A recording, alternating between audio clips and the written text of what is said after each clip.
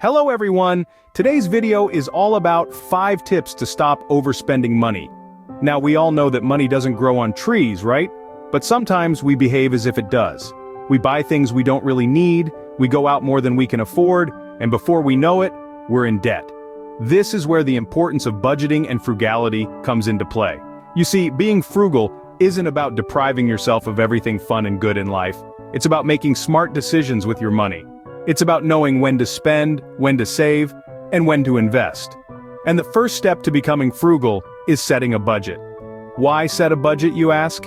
Well, a budget is like a roadmap for your finances. It helps you see where your money is going, how much you're saving, and how much you're spending. With a budget, you can be in control of your financial future. Let's take an example of John. John is a regular guy with a regular job.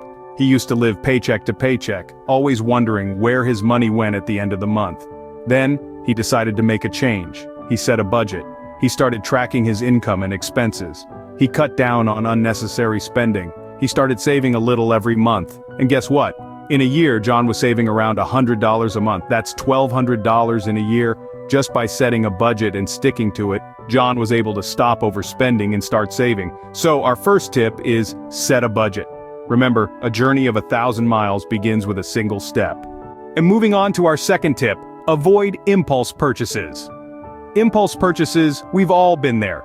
You're standing in line at the grocery store and there it is, a glossy magazine with your favorite celebrity on the cover, or a candy bar that's just begging you to take it home. But these small, unplanned purchases can add up quickly and wreak havoc on your budget. Let's consider a practical example. Picture a friend who was a regular at a local coffee shop.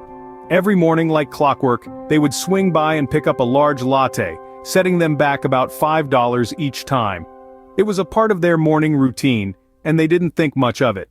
However, when they sat down and did the math, they realized that this seemingly small daily expense was costing them around $150 a month. That's nearly $2,000 annually. That's a big chunk of change that could be going towards savings or paying off debts. So, they decided to make a change. They invested in a good coffee machine and started brewing their coffee at home. Not only did they still get their daily caffeine fix, but they also saved a significant amount of money. Plus, they got the added satisfaction of knowing they were making a choice that was better for their wallet. This is just one example of how impulse purchases can add up. It doesn't have to be coffee. It could be anything from buying lunch every day instead of packing your own, to splurging on clothes you don't really need, or even buying expensive gadgets on a whim. The key is to be mindful about where your money is going. Create a budget, stick to it, and try to cut back on these unnecessary expenses.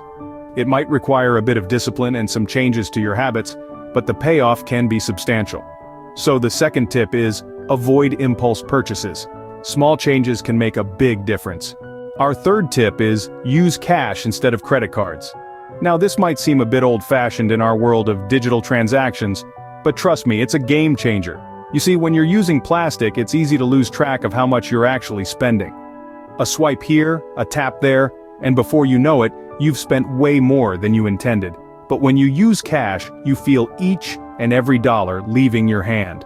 This physical exchange creates a psychological impact, making you more aware of your spending. It's like a little alarm bell that rings in your head every time you hand over those bills, reminding you to think twice before making unnecessary purchases. Let's consider John, for instance. John was a notorious overspender, especially when it came to grocery shopping. He'd walk in for a loaf of bread and walk out with a cart full of things he didn't need. But when he switched to cash, he started to see a change. He became more mindful of his purchases, thinking twice, even thrice before adding items to his cart. By the end of the month, John had saved $200 just by switching to cash for his grocery shopping. So, the third tip is use cash instead of credit cards. It's all about being mindful of your spending. Don't let those swipes and taps lull you into a false sense of financial security. Feel the weight of your money, and you'll be more likely to hold on to it. Scene script. Coming up next is our fourth tip, cook at home. Imagine this. You've had a long day at work, you're tired, and the idea of cooking seems daunting. So you decide to grab a quick bite from the local restaurant. It's convenient, isn't it? But let's take a moment to consider the cost. That meal, let's say, cost you $20. Now if you were to cook the same meal at home, it would probably cost you around $5. That's a significant difference, isn't it?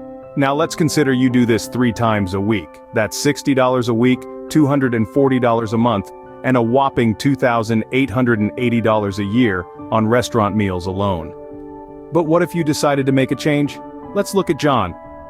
John used to eat out frequently, but he decided to start cooking at home. Initially, it felt like a chore. But with time, he discovered the joy of cooking. He tried different recipes, experimented with flavors, and before he knew it, cooking had become a relaxing, enjoyable activity.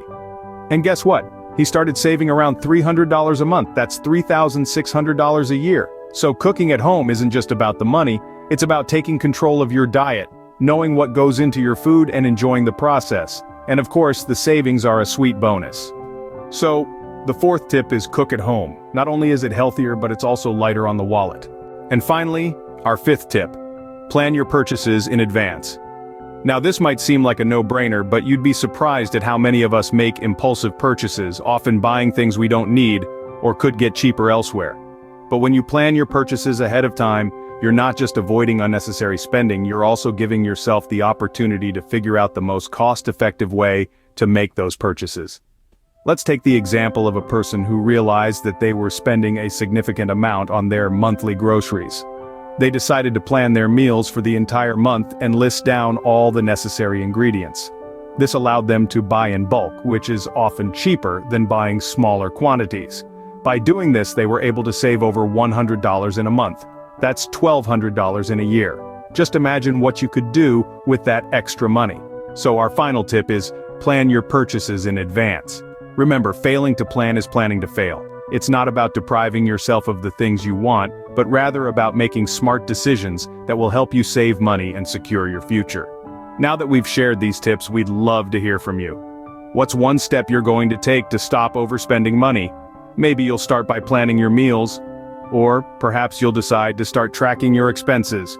Whatever it is, we're sure it will make a big difference in your financial life. So, let us know in the comments below.